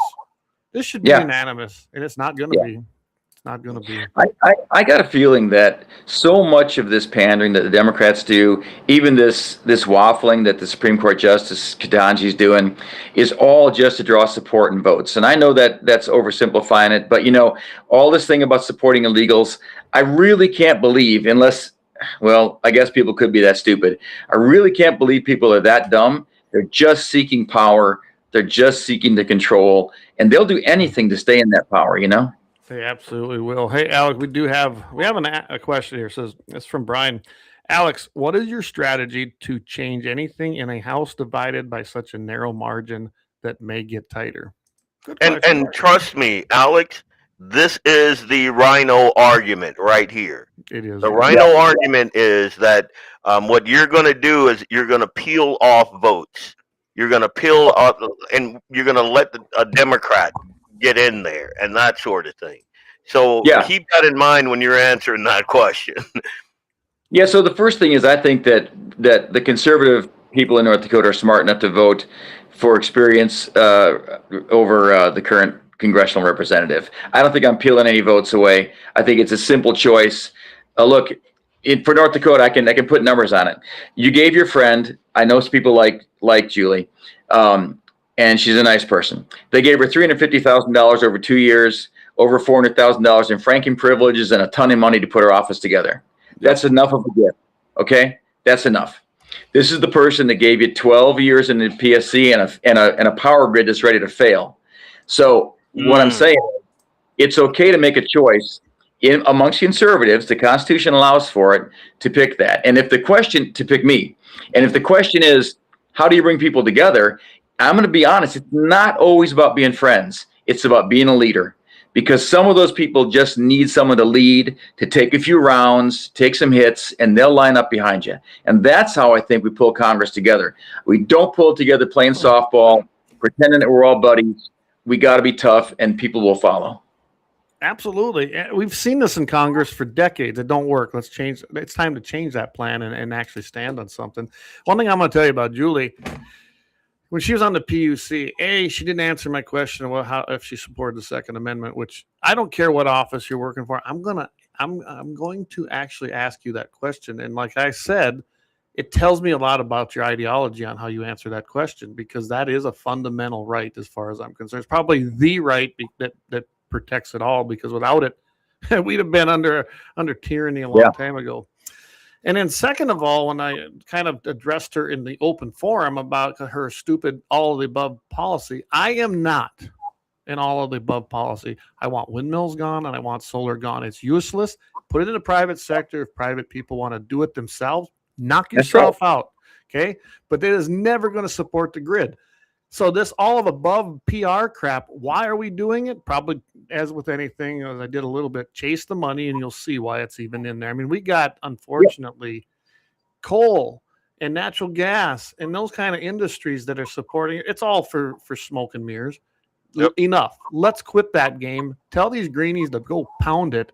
Right now is the time to do it. Trump does not believe in that agenda. let's get back to making things great in the energy sector again. It's pretty simple, but that was her ideology then. I can't imagine it's really changed. She said that's her ideology, and she supported it. In fact, she's one of the votes on PSC, if you look far enough back, that actually increased energy prices to support other states' efforts in solar and wind. So you can't have those two things and make a energy policy that work. I got a sticker on my truck that says powered by coal. Okay, it's not, but it may as well be. So I think there's a ton of coal out there. We need another coal plant. I think you'll see. I asked for that last time in 2024, and now finally you got other people coming around to it that we need to build another coal plant. We need to expand and not continue to retract. Yeah. Justin puts up here. He says the only thing that the Democrats do is try to push the envelope of de-energy, which is true. Degeneracy. Sorry, I didn't read that correctly. Yeah. They made the sins outlined in Romans chapter 1 their political platform. Boy, didn't they? And I guess that's something else that I cannot understand for the life of me. And Alex, you kind of hit on this a little bit, but there cannot be that many people that the Democrats can peel off with some of their crazy ideology. I think they lose, like with the African Americans. When you're talking about this trans agenda and the rainbow jihad and all of that, we're not down with that stuff. And then there are many facets of their party platform that they are losing more people, in my humble opinion, than they would gain. So the only thing that I could think of in my head that makes sense is they are like in Minnesota. I think this whole ICE fight is them deflecting all of the attention off of the corruption that's there and having us kind of fight about these little cultural issues that don't matter anyway. That, decent people understand that, 1 and 1 is 2. So, but they'll have us fighting over that while they're stealing billions of dollars. And I guess that's where my head's at when we're talking about, the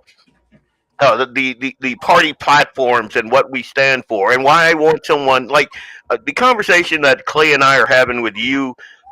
We're not like super policy geeks. We're not like digging down into the the nuts and bolts of policies and things like that. What we're trying to do is get a feel for you, because we want to know if you're a real man. And you're not one of these politicians that give us these flowery word salads like Ketanji Brown did. We want to understand. We want to know you're not a Senator Sean Cleary who's a beta boy. There, I said that. Yes. 100%. There you go. Here's the thing about that is that these are distractions, and they got a playbook. And they keep putting them up because in the background, they're doing all these other things. They did it a couple of years ago when they did the mail-in vote. They did all these other things to subvert our election policies. And now they're doing it by just sucking money out of the government to have fraud. And that's not without a plan. They do that specifically because they can slow down the current administration's policies and good conservative policies by sucking money out of it, like they did right before Trump got in office. So everyone should realize that. And the most important thing is to go aggressively after it. And I'll give you a good one that I know they won't touch with a 10,000-foot pole, but I will touch. And that is the 9,000 or 10,000 senior executive service people working in government right now in Washington. And I'm not talking about the regular ones. I'm talking about bureaucrats. The average pay is $206,000 a year, and you're going to have to cut most of those if you want to get things done in Washington. Oh, I don't disagree with that. And I think that was not all what Doge was about, looking for stuff like that. Yep.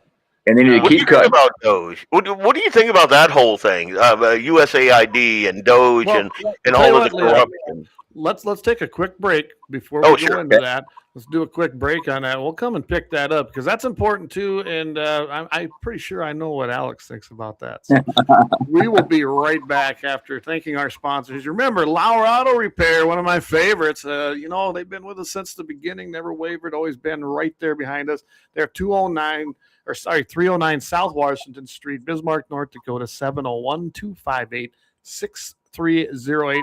Them guys will do a fantastic job. Doug's done some work for me. I think he's done some for Leon. And plus, he's a pro-American patriot guy. You don't want to miss out on a great place to do business and know that your money, your hard-earned money, is going to a place that has your beliefs in mind. So we'll be right back after this break, and thanks to all our sponsors.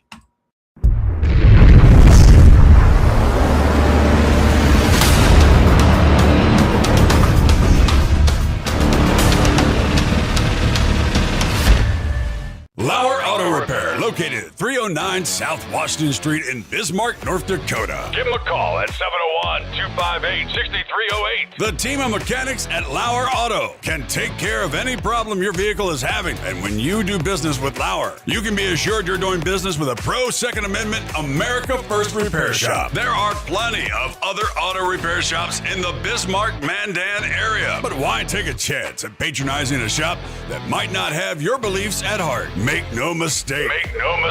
Lauer Auto is your pro Second Amendment repair shop. When you talk to the guys at Lauer Auto, don't forget to tell them that you heard they are a sponsor of Guns and the 701 and that you appreciate their support of our pro Second Amendment, pro North Dakota live stream and podcast. That's Lauer Auto Repair, 701-258-6308.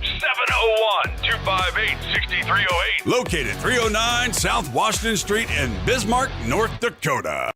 When you want it done right, Go where lemons go. Kalon's Auto Service, owned and operated by Kalon and Misty Foss, lifelong locals with over 25 years experience. From modern rides to classic restorations, they can handle it all. Top quality work, fair price, and honest hometown values. Located just one block south of Highway 12 on 6th Avenue West in Lemmon. Kalon's Auto Service, serving you with all your auto repair needs.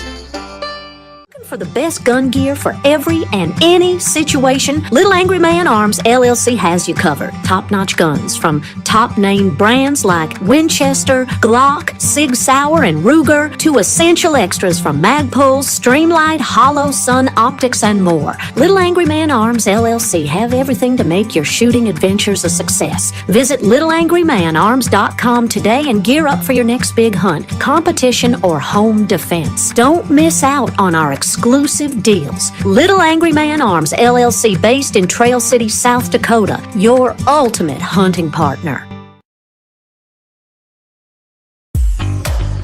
At Horton LaserCraft, we believe in the power of personalization. Whether it's a cherished memory, a special occasion, or a unique gift, our custom laser engraving brings your vision to life. Our expert craftsmen and state-of-the-art technology ensure every piece is a work of art. From personalized decor to one-of-a-kind keepsakes, Horton LaserCraft makes every moment unforgettable. Horton LaserCraft is owned and operated by a local veteran and his wife located near Thunderhawk, South Dakota. They provide custom laser products at a reasonable price, and their turnaround time is fast and efficient. Custom board cutting, glassware, decanter sets, mugs, assorted stainless steel jewelry, assorted tags, decor, custom acrylic nightlights, and much, much more. Call them up at 605-545-7535. Horton LaserCraft, where memories are engraved.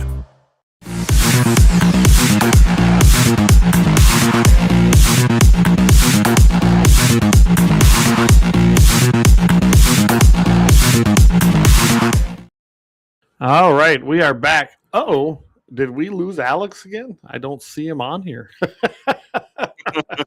Wow. Well, I'm pretty sure we could pick it up. So, Jamie, I put it up there. Alex, what's your favorite 5.56 round? We'll bring that back to him when we get him back. I know he's been having some issues there, but I think overall, if we don't get him back here, Alex, I believe, is a pretty solid guy. I know that the first time he ran, I seen all kinds of things about I have a feeling that was put out by the establishment trying to 100%. really tear him down.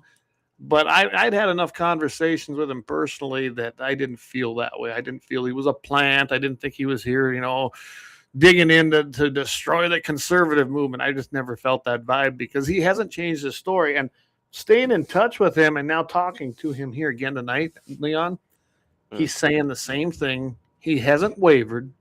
And his message is exactly the same. He's not lying. A liar can't usually repeat the same stuff and make their point, right? Yep.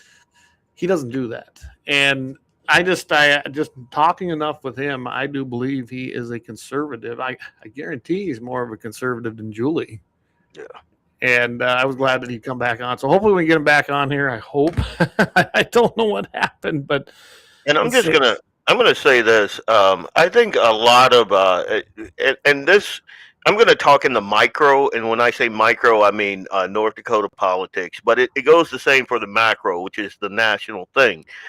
I think a lot of our the people that we support, the GOP, are controlled opposition.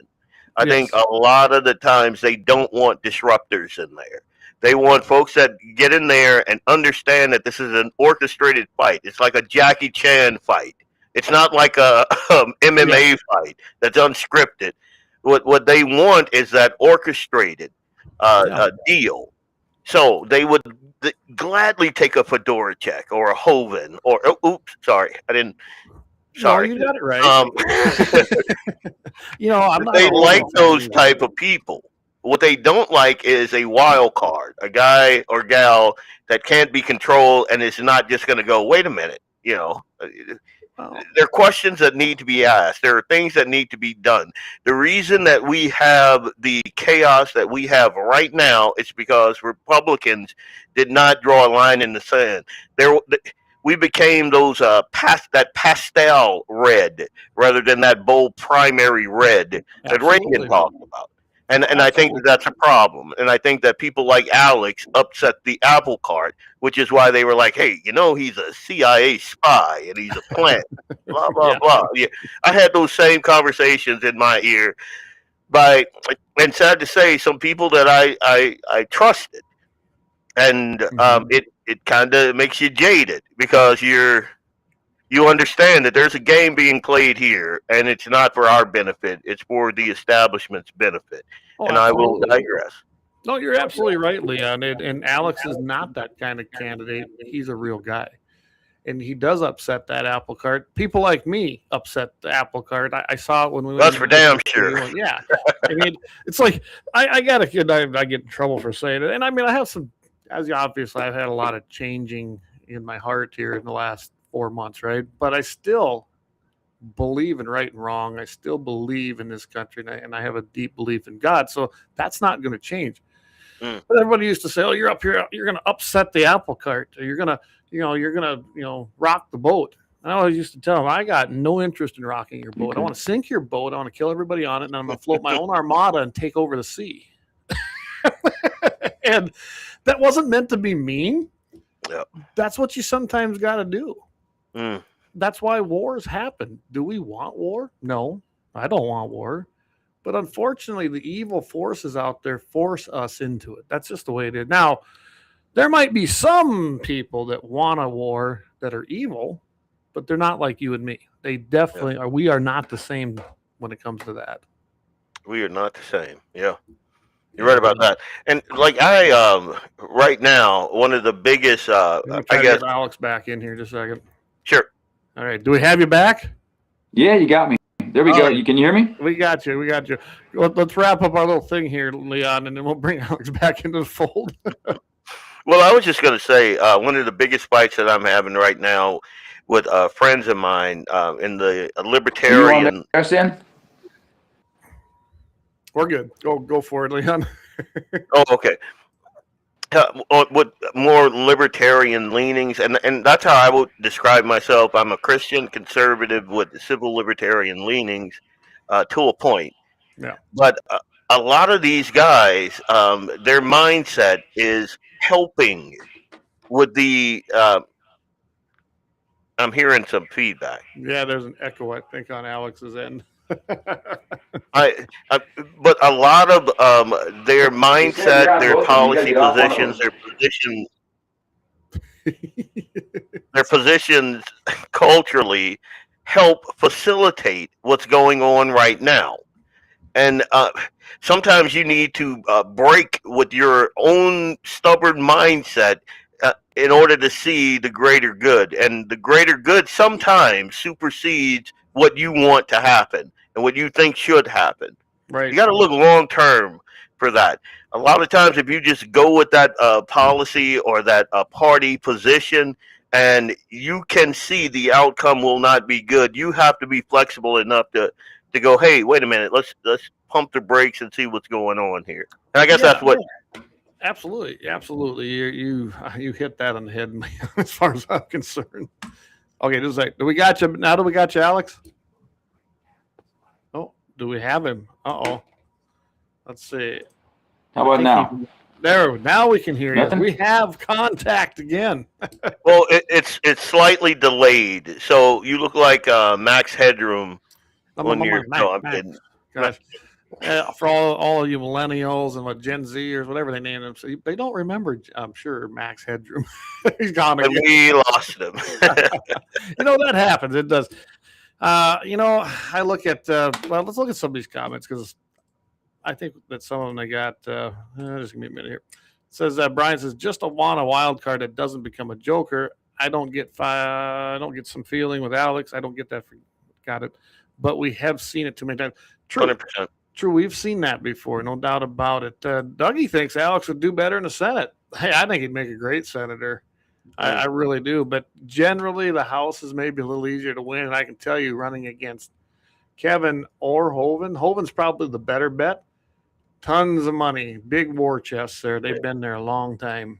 By the way, how do people get so rich in Congress, but they didn't start out that way? Just a question. Anyway, I think I'm going to make this statement my motto. This is from Dan. It's great to have an ideology, but you also have to live in the real world. Push for your ideology, but work with your fellow citizen for result.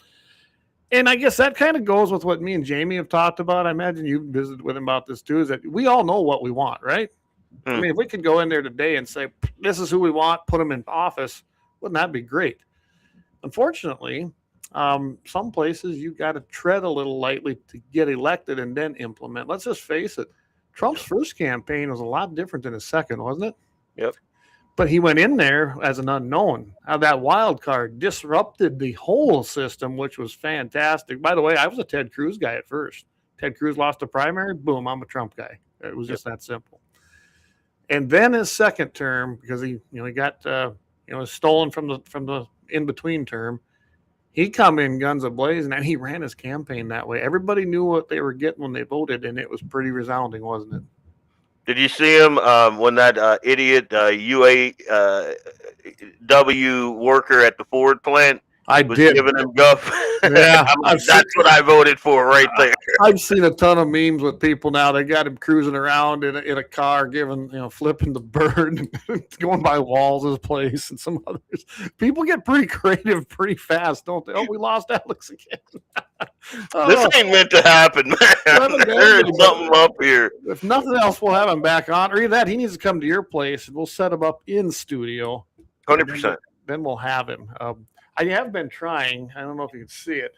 I've got a new boom up here to set up a second platform here. I'll be hooking 2 cameras up, and then I can have guests around here, hopefully. Yeah, I was thinking about doing something similar. I like this space with my concept. I mean, obviously, I love the bunker. The bunker is that's the spot, man. Well, but I'm downstairs in my bunker, so yeah. Like when you called me today, I was down there. I can't hear anything down there. It's but I'm thinking about doing that also, just having like one-on-ones with someone like a local guy that I respect or gal that I respect, and just having like a long-form conversation sitting right here, man.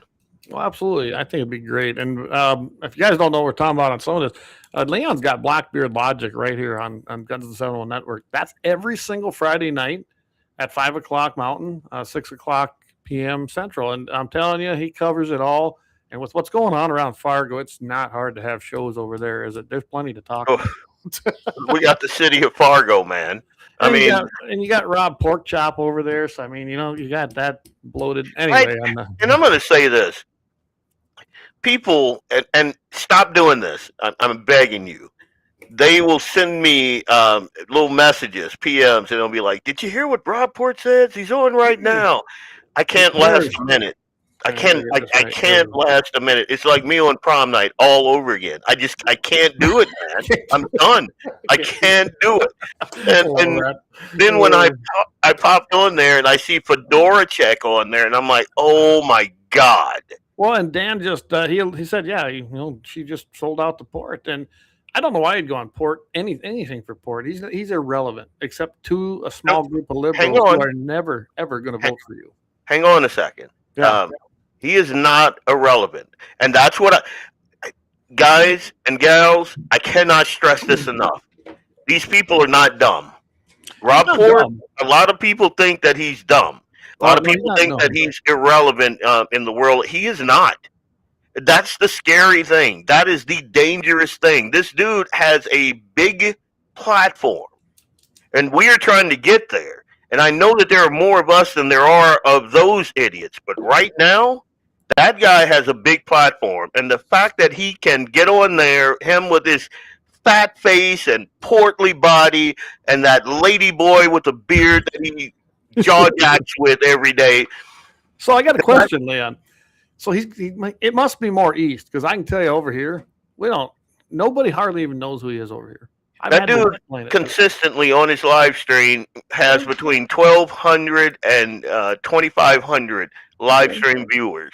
And like he has a big platform. It's got to be mostly over there, though. Which, let's face it, there's a ton of votes from that area.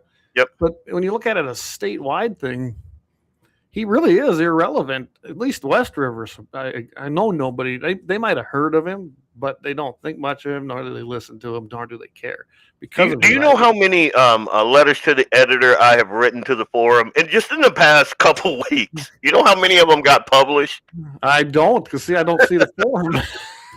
Zero. I imagine. Is that why they're showing up on Facebook? Is that some of them? Absolutely. Good. So what I do is I retool them, put them out on my social media. Matthew Simon. Never heard of her. I love it. Hey, I think we got Alex back. Alex, are you back?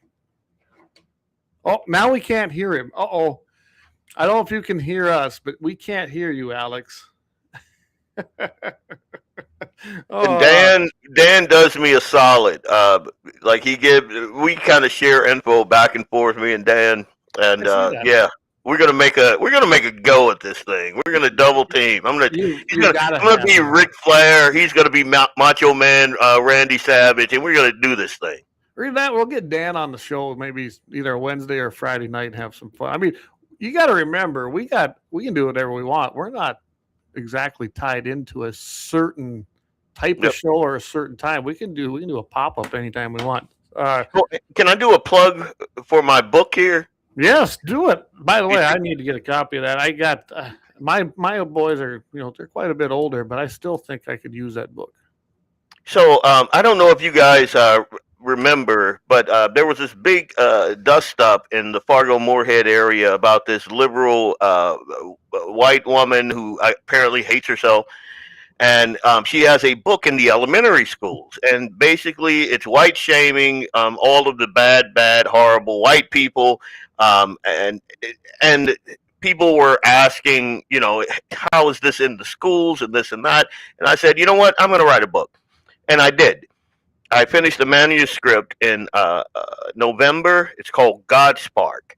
Right now, I'm looking for an illustrator. But if you can see this picture, this is basically it. It's me and Eli. We're having a conversation, and we're talking about the Imago Dei. The way I couch to everybody what that means. The way I couch the Imago Dei. The Imago Dei is the image of God. It is and if you go to my Facebook page and you look for this picture here, I have an excerpt from the first chapter there that breaks it down where an 8 to 10-year-old can understand it. But basically, the Imago Dei is the image of God. It's imprinted on every infant the second you're born. It's encoded in your DNA.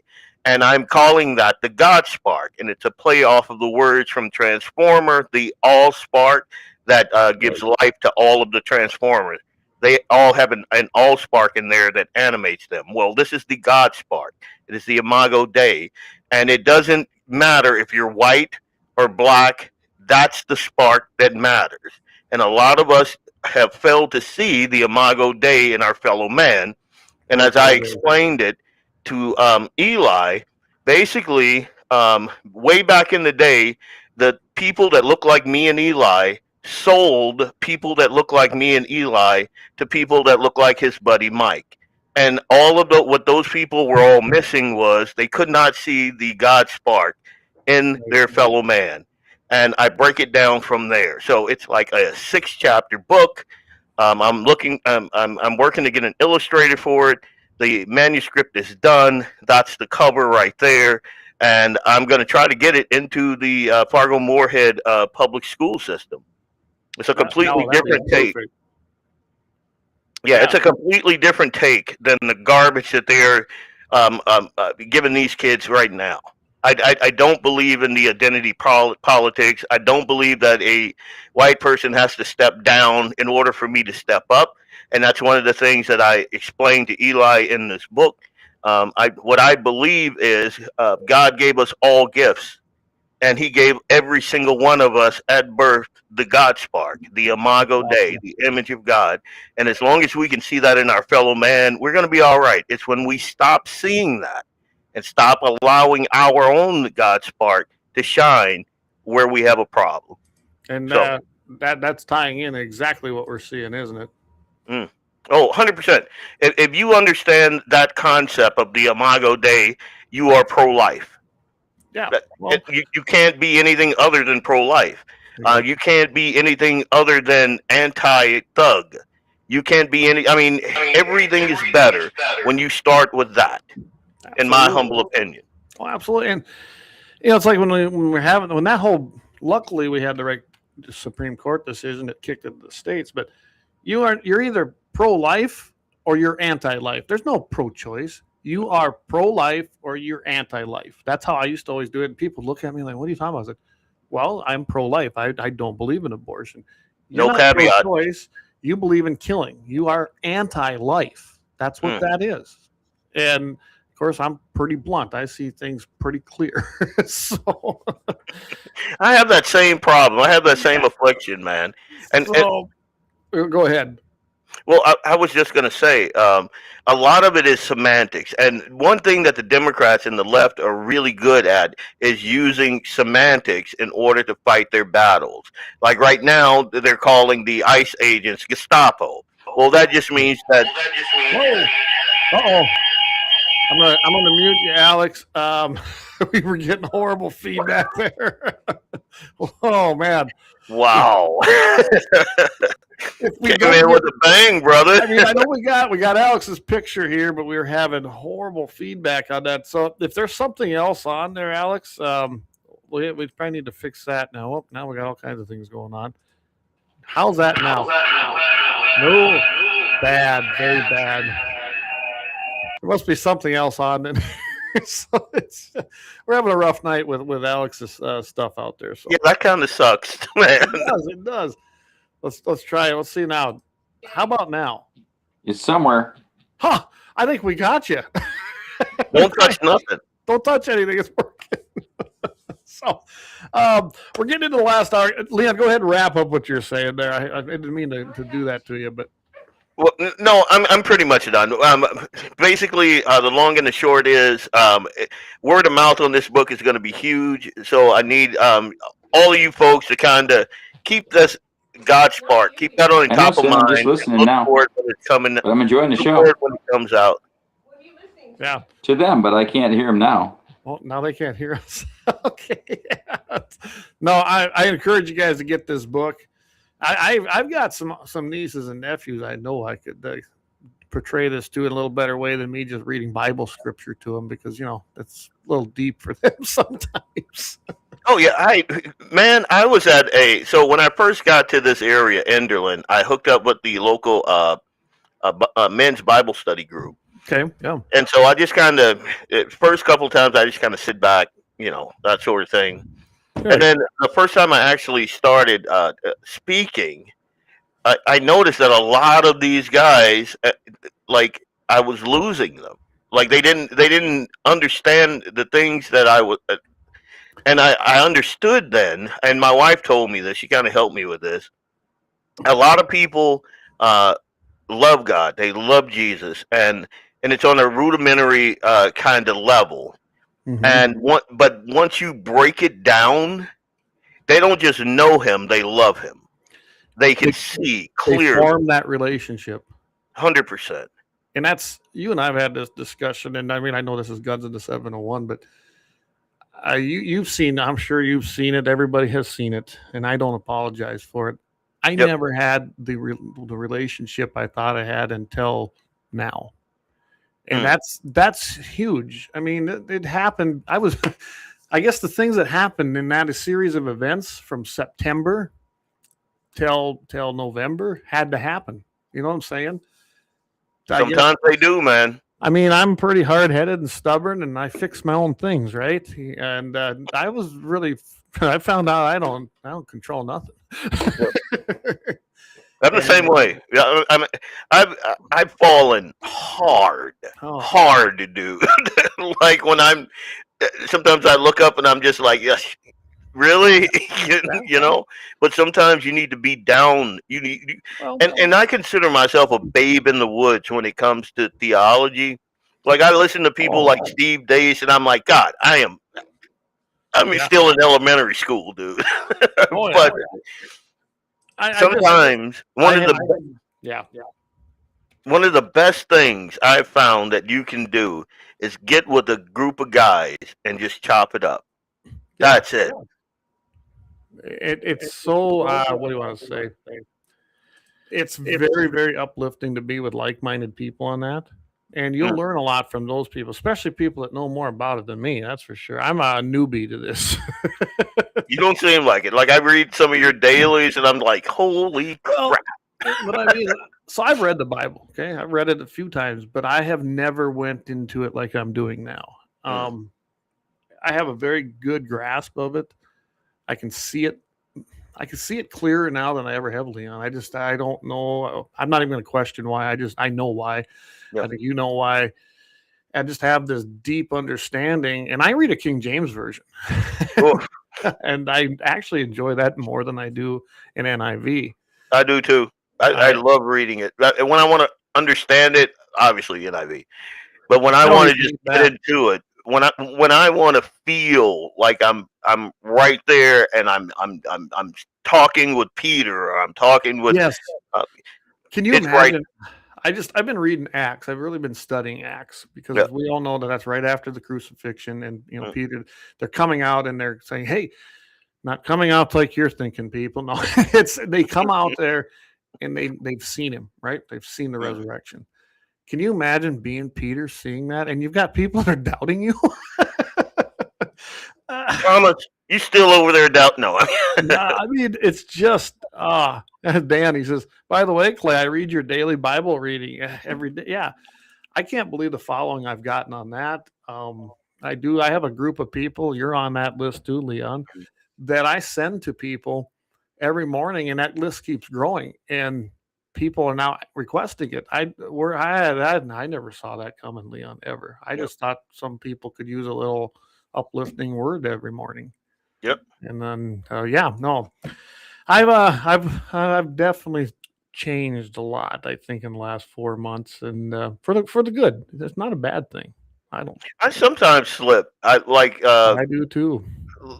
This past week, if you look at my Facebook, I probably used a little more profanity than I needed to. I still slip too. It's just our human sinful nature, and we don't know how to do. I find a lot of strength in the word. That's why I read it every morning. I really do. I like a guy. Have you ever heard of Jonathan Shuttlesworth? No. He's in that southern area, and he's got a show called. He's actually got a whole church, or it's based on called Revival Today. That's his organization. You might want to check him out. Just Google him. No, don't Google him. Use Brave. The heck with Google, and use Jonathan Shuttlesworth, and just go check him out. Now, he is kind of an evangelist, but the guy, you can tell, has a huge love for the word. And he's like any of us. He's seen rock bottom too. Where that point comes in your life is entirely personal between you and God. Yep. But when it hits, and it don't have to be that you're sitting in a jail cell. It can be something as simple as you just don't know what to do anymore because you have no control, and you're watching your son in pain every day, and there's nothing you can do. The doctors aren't telling you. That's a low point. It is, but that's when faith probably gets its strongest, in my opinion, in situations like that. 100%. I again, well, I guess I'm not going to get into that story, but I can tell you this: without a rejiggering of my faith, we would not have Eli, and I would be sitting in an empty house right now. Yep. Without that, because I know people think that I'm just this great guy with this awesome personality and all of that. But at one point in my life, I was kind of a dick. And my wife was kind of, she's upset. She didn't want to be with that guy anymore. Didn't want to be with a dick. Yeah, pretty much. It's weird how women are like that. They don't like being with guys like that, Yep. And I hear you. And sometimes you have to be brought to your knees. Sometimes you gotta drop some salt water on the ground, and Yeah, absolutely. Well, and so we don't have a lot of time left, as I like to keep them at 2 hours. But you and I might have to just do something with Vance, because Vance is very good too. Yeah, and I think we could have a really good theological discussion and how we all came to this. Oh, it sure. all happened in a different way at different times in our lives. I mean, Vance has a really. Yes. I saw a YouTube video where he was being interviewed. Yep. That was down at our hog camp the one year we were down there. And I'm like, holy crap. Yeah, he did that interview, and I knew most of that because I've known him a long time. But I'm telling you, if and we know he can, if he's saved, all of us can be. I'm 100%. Telling you that right now. And I can tell you, I used to lean on Vance a lot when he lived here. When he had to move back down to Georgia, I kind of was like, oh man, but I still talked to him. It just wasn't the same as I calling up going, hey man, let's get together and go fishing. And I got some things I need to talk about, and yeah. So, but It does help having this technology. That wasn't even around then. So yeah. Matthew says, don't sell yourself short, Leon. You've always been for amazing singing voice. I can't even talk tonight or read. But all right. What? I do. Wait, hang on. I do not have a good singing voice. Ask my wife. I try to sing in church. She looks at me and she's like, "Shut up." Now I don't know if I'm good, but I am part of our Christmas choir because they need a baritone in there, and that's kind of what I can hit. So that's what I do, and I guess I'm in. I can go. I can do old Negro spirituals like Mother. I can do that. I can. Once the mouth opens, it's all downhill. Yeah, Matthew, don't cut yourself short either. You probably read the Bible in Hebrew. I wouldn't doubt that, Dad. By the way, if you guys don't know Matthew is a very, very intelligent man, and he's very well spoken, and that's why he's doing such a great job. And he's a great guy. Get to know him. I'm telling you, that guy is solid too. So and he is also a guy that isn't afraid to turn a wrench. He isn't afraid. Like he's got calluses on his hands. I want to pick his brain so bad because him and I think I got some questions for him. I got Dougie, which is great too, at LAUER Auto Repair, and my buddy Kalon. They've all given me a lot of advice on how to get these old rigs back on the road, like I did that 62. But Kalon was a big part of that. But I'm telling you, it's kind of cool. I really love learning all these things I didn't know before about these older rigs.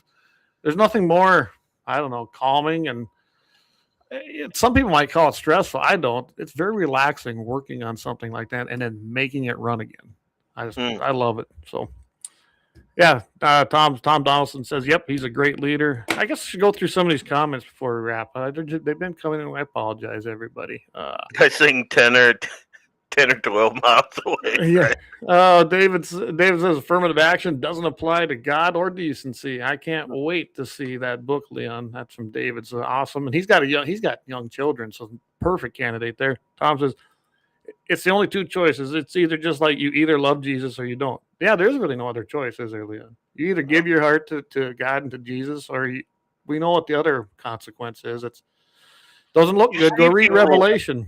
You see people that say that they have, and then the fruit of their actions doesn't kind of. I mean, and again, we're all flawed. I'm flawed. Daily, I'm in my truck and I curse out a liberal, and I go, "Geez, I'm so sorry." You know. Wow. I do say when I'm driving in Bismarck, and I'm like, no, you shouldn't say that. They can't hear you anyway, and it's not right. You know? Do the old Larry the Cable Guy. I apologize, Lord, didn't mean to pick me. Yeah, but this is Dan says, I don't feel like profanity is that bad. Actually, it's true honesty. True, but it is actually in Scripture. We shouldn't be doing that either. And I fail at it. Oh, I fail at it. And then I got to ask for forgiveness. Yeah. By the way, speaking of that, Eric Newman, who's another godly man, his wife and him, I believe, is 19 years of wedded bliss. And, you know, he shared Proverbs. I thought that was a great little verse that he had on his Facebook. And then I went and I put a verse from Genesis. And, of course, imagine the one that I had on there. It was from Adam and Eve and God taking the rib and creating woman, and thought that was fitting. And if you haven't read any of it, everybody, please go check it out. Yeah. Go look. Wait, they've been married, so she put up with Eric for 19 years. 6 kids too. Give that woman a hand. I'm just and they homeschool, and she does a fantastic job. And they're all very, very good children. Gunner's great. It's the only boy he's got, but his Gunner. Gunner. He named him Gunner. Yeah. So, all right. Well, I want to do a recap here again. So Friday, I will be on with Mitchell in the morning. Todd Mitchell in the morning, 7:15 a.m. Mountain, 8:15 Central. I'm not quite sure. I haven't decided what I really want to visit. There's so many things going out there. Probably I see there's a court case. We'll see where that's at. There's one headed to the Supreme Court, which is going to be interesting. We might mention it, but I might trample on walls a little bit over there. And, you know, there's South Dakota's trying to get rid of their suppressor stuff. I'm going to see if there's any movement on that in the legislature, and we'll just see where we go. And then, of course, your show. You want to plug your own show? Black Beer Logic, 6 o'clock Central Time. It's kind of the only time I go by, Central Time. But I am also on CPT time. If you guys tuned in, if you tuned in last week, so, and I don't even know if you know this, I stopped through Fargo. Jay wanted to have me on the show, so I hopped in there. I was late getting there, so by the time I got home, I was late almost for the show. So that's kind of how I roll. And then you went pretty long too. And again, I said I'm sorry. Like, no, you're fine.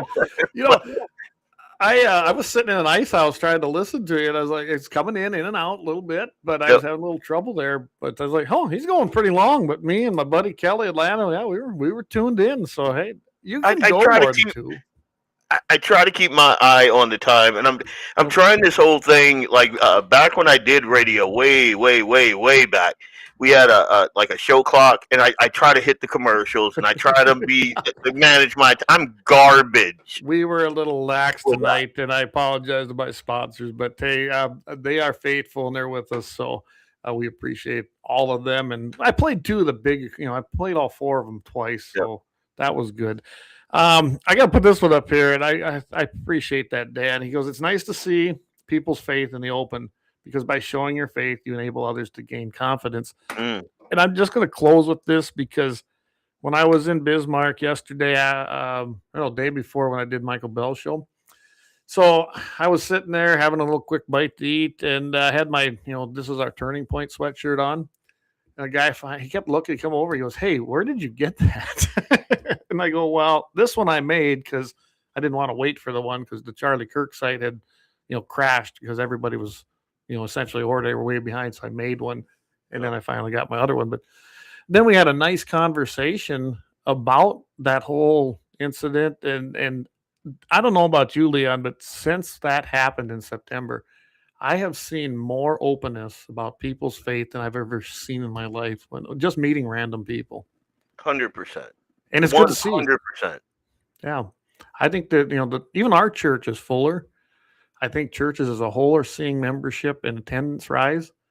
I hope it doesn't go away. I mean, we're into January now, and I have not seen it tick down yet. I just haven't, not in my world. So I'm glad to see it. The thing is, it's going to take influencers like you and me and other folks to not let it die. Right. But what we had gotten used to is what Rush used to say: brown bagging our Christianity, because you don't want to offend people. Well, I'm sorry. If my Christianity offends you, then you probably should stop doing the thing that you're doing.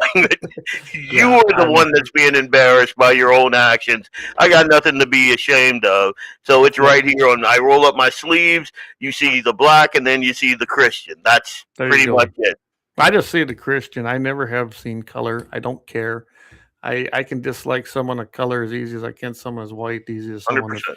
I just don't care about it. I really don't. So, but so we got another show that's going to be coming up here. Of course, next Wednesday, Dusty Backer is going to be joining me. We're going to be talking CWD and North Dakota Game and Fish, and you know how we are. And we were kind of doing some of that yesterday on Daryl's show.